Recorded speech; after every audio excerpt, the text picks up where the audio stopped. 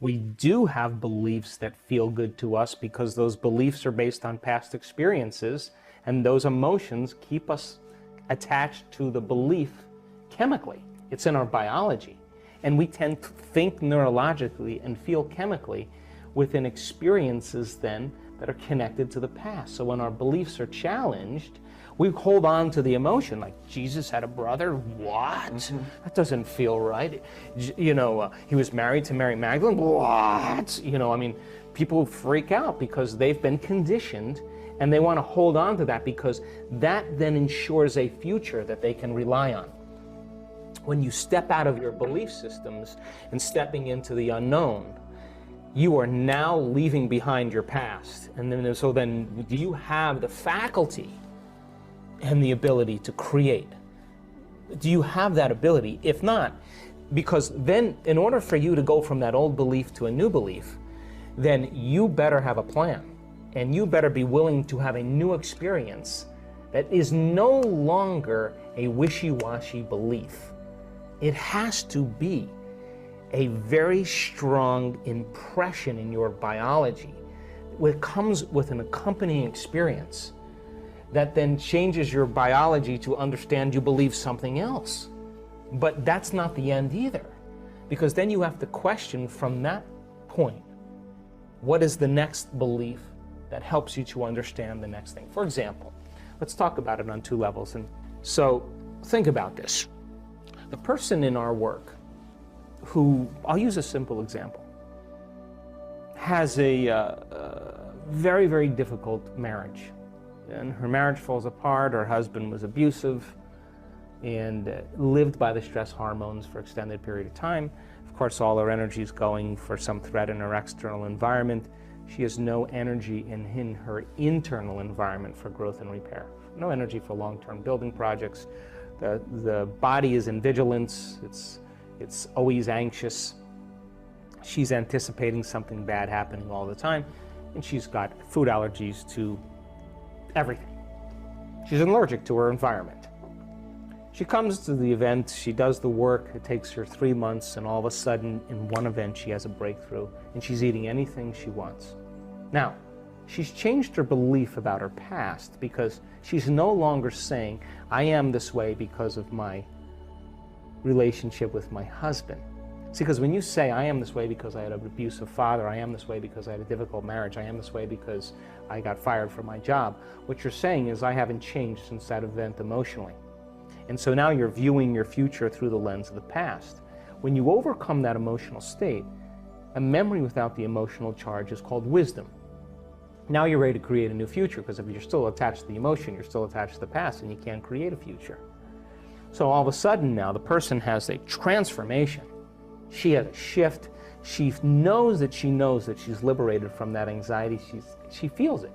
And as a result of it, in a matter of moments, Ben, her biology reorganizes to a new mind. And now she's eating, I'm watching her eat pizza, I'm watching her eat a hamburger, she's laughing, and it's sustained. But that's not the end. Because if she's healed herself, then the next question is, I understand the physics and biology of what I've done. Is it possible if I heal myself that I can heal another person? What could you do to improve yourself? Well, let's step one step backwards. The first question might be, why should you even bother improving yourself? And I think the answer to that is something like, so you don't suffer any more stupidly than you have to.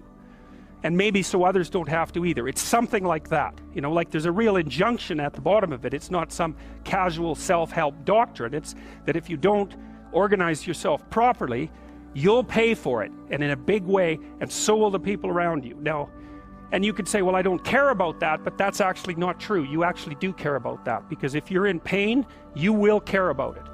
And so you do care about it, even if it's just that negative way, you know. It's very rare that you can find someone who's in excruciating pain who would ever say, well, it would be no better if I was out of this. Sort of pain is one of those things that brings the idea that it would be better if it didn't exist along with it. It's incontrovertible. So you get your act together so that there isn't any more stupid pain around you than necessary. Well, so then the question might be, well, how would you go about getting your act together? And the answer to that, and this is a phenomenological idea too, it's something like, look around for something that bothers you and see if you can fix it. So now you think, well, let's say you go into you can do this in a room. It's quite fun to do it just when you're sitting in a room, like a room, maybe your bedroom. You can sit there and just sort of meditate on it and think, okay, if I wanted to spend 10 minutes making this room better, what would I have to do? And you have to ask yourself that, right? It's not a command, it's like a genuine question. And things will pop out in the room that you like, there's a stack of papers over there that's kind of bugging you, and you know that maybe little order there would be a good thing, and there's some rubbish behind your computer monitor that you haven't attended to for like 6 months, and the room would be slightly better if it was a little less dusty and the cables weren't all tangled up the same way. And like, if you allow yourself just to consider the expanse in which you exist at that moment, there'll be all sorts of things that'll pop out in it that you could just fix. And I might say, well, if you were coming to see me for psychotherapy, this easiest thing for us to do first would just be to get you to organize your room. You think, well, is that psychotherapy? And the answer is, well, it depends on how you conceive the limits of your being. And I would say, start where you can start. If something announces itself to you, which is a strange way of thinking about it, as in need of repair, that you could repair, then hey, fix it. You fix 100 things like that, your life will be a lot different. I often tell people too, fix the things you repeat every day, because people tend to think of those as trivial, right? You get up, you brush your teeth, you have your breakfast, you have your routines that you go through every day. Well, those probably constitute 50% of your life. And people think, well, they're mundane, I don't need to pay attention to them. It's like, no, that's exactly wrong. The things you do every day, those are the most important things you do. Hands down. All you have to do is do the arithmetic. You figure it out right away. So 100 adjustments to your broader domain of being, and there's a lot less rubbish around, and a lot fewer traps for you to step into. Now my belief is being challenged again. Now I'm challenging my current belief. Is it possible? Well, I don't know. I haven't had the experience yet, but if I'm thinking it and I understand the semantic, philosophical, theoretical, intellectual information, can I initiate it? Can I apply it? Can I personalize it? Can I demonstrate it? Can I modify my behavior in some way based on my last experience to have a more evolved experience? And that more evolved experience will be outside of my beliefs currently, but I understand the science, and if I can get my behaviors to match my intentions, and I've done it to myself, and quantum physics says is that consciousness is non-local, well, hell, if I can create a coherent signature here, I should be able to do it in another person. So then when the experience occurs, now I have more circuitry in my brain that's enriched, I have a new feeling in my body, and I feel like a healer. I already feel like a healer because I've healed myself, but let me see if I can heal someone else. I'm going to bring up that emotion, and it may take me a few times. And I'm telling you, that woman, we did a coherent session where we're healing another person, and the person laying down there was a woman from London who had a exposure to a bacteria in India 20 years ago, who had food allergies that couldn't overcome that bacteria. And I watched this woman synchronistically, unbeknownst to the woman laying down there, lay a coherent energy in that person's body, and that woman was healed. I had dinner with her in London, and she was eating salmon and rice and everything else, and she said, I don't know what happened, but I got healed. Now that person who did the healing, her belief was challenged, and because she had the experience, she asked the greater question. So the greater question then led to the next experience, but it's not enough to do it once. You got to be able to repeat that experience. You got to make it scientific. Right. You got to make it a skill. And this is where people stop. Like, they have the one experience and say, I'm a healer. No. The fact that you have the experience means you should be able to reproduce that. So then you keep pushing the boundaries of your beliefs. That's called evolution. And so people reach a certain point in their belief systems and they stop. And so I think the problem with a lot of people in the spiritual community is they confuse insight with belief.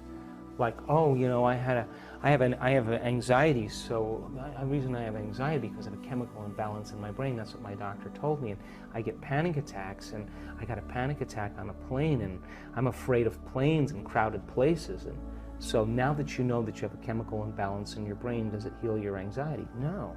So then they go to the psychologist, they go to their friend says, well, it's not a hardware problem, it's not circuits and molecules and chemicals.